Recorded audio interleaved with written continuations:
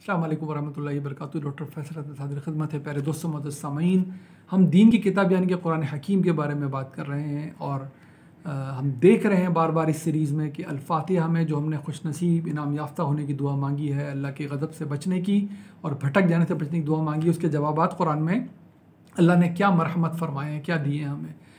मज़मून हमारा जारी है पिछली कुछ नशिस्तों में। अगर आप सब मिला के एक साथ दोबारा देखेंगे तो वो पूरा मज़मून वाज़ेह हो जाएगा कि ख़र्च करने के बारे में अल्लाह ताला ने क्या उसका मर्तबा बताया है, क्या उसका बदला बताया है अल्लाह के दिए हुए माल में ख़र्च करने का, और क्या अल्लाह ताला ने हमारी रहनुमाई फरमाई है, कितना तफसील से अल्लाह ने बताया, ताकीद और तफसील से कि रवैया क्या होना चाहिए ख़र्च करने के बाद लोगों पे, उनको उनकी बेइज्जती नहीं करना, उनसे बुरे अल्फाज अदा नहीं करने, उनको तकलीफ़ नहीं पहुंचानी, वरना फिर ये सारी नेकी ज़ाया हो जाएगी। इतनी शानदार कामयाबी जिसका बदला अल्लाह जन्नत की गारंटी के तौर पे दे रहा है, वो ज़ाया हो जाएगी।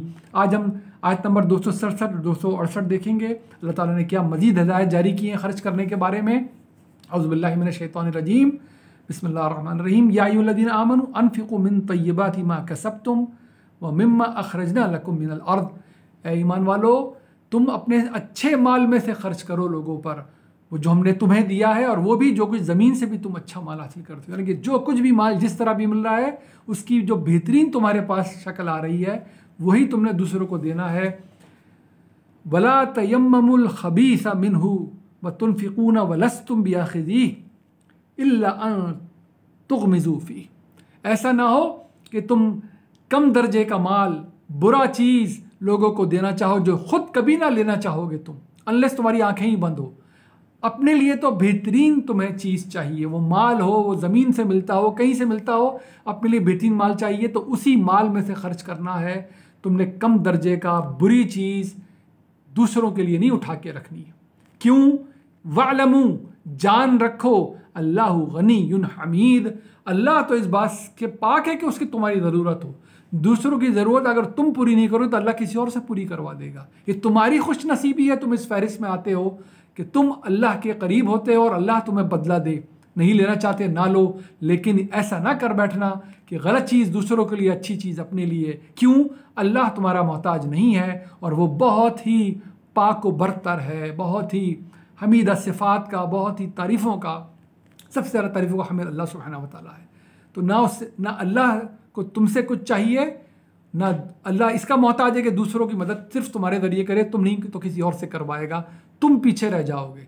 तो हलाल, अच्छा, सही, जो अपने लिए पसंद करते हो उसे वही दूसरों को देना है, वो नहीं जो तुम अपने लिए पसंद नहीं करते। अश-शैतानु यइदुकुमुल फ़क़्र व यअमुरुकुम बिल फ़हशा वल्लाहु यइदुकुम मग़फ़िरतम मिन्हु व फ़ज़ला वल्लाहु वासिउन अलीम। क्या ही शानदार बात बताई है। देखें आयत नंबर 268 में कि तुम डरते हो ना इस बात से कि माल अगर मैं दे दूंगा, अच्छा माल दे दूंगा, अपना कमाया, भाई तो मैंने कमाया, दे दूंगा तो मेरे पास क्या बचेगा। ये शैतानी रवैया है।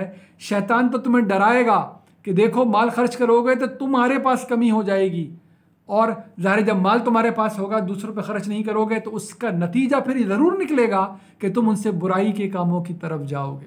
ज़ाहिर माल है दूसरों पे खर्च करने का, यानी कि आखिरत पर ईमान नहीं है, अल्लाह पर ईमान नहीं है। अल्लाह ताला इन्फाक को, खर्च करने को अपने ऊपर ईमान, हम पढ़ चुके पिछली आयतों में, और आखिरत पर ईमान का मजहर करार देता है। जब तुम ये नहीं करोगे, शैतान कहेगा, डराएगा कि माल ख़त्म हो जाएगा, क्यों खर्च करती है, तो तुम्हारा माल है, फिर ज़रूर तुम्हें उकसाएगा कि उस माल को गलत राह पर खर्च करो। जबकि वल्लाहु यइदुकुम मग़फ़िरतम व मिन्हु फ़ज़ला, अल्लाह के लिए तुम्हारे पास क्या है?